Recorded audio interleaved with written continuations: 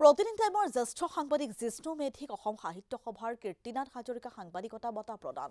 মৰিগাঁৱৰ বাৰপুজীয়াত অনুষ্ঠিত বিশেষ বাৰ্ষিক অধিৱেশনত এই বঁটা প্ৰদান জ্যেষ্ঠ সাংবাদিকগৰাকীক।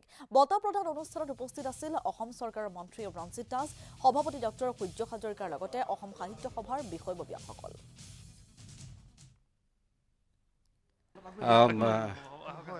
কীৰ্তিনাথ হাজৰিকাৰ দৰে এগৰাকী নমস্য সাংবাদিক সাহিত্যিক সম্পাদক, তেওঁৰ নামত যি বঁটা মোক দিলে, মই ইয়াকে ভাবিছোঁ আচলতে আমি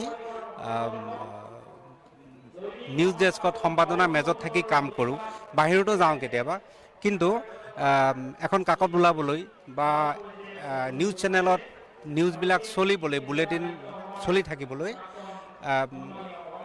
ৰিপৰ্টাৰগৰাকীয়ে বাৰু পঠিয়ায়, নিউজখিনি পঠিয়ায়, কিন্তু তাত নিউজ ডেস্কত যে গোটেইখিনি কাম সম্পাদন কৰা হয়, সেই পৰ্দাৰ আঁৰত বহুত মানুহে কাম কৰি থাকে, শ মানুহে কাম কৰি থাকে, কাকততে হওক বা চেনেলতে হওক।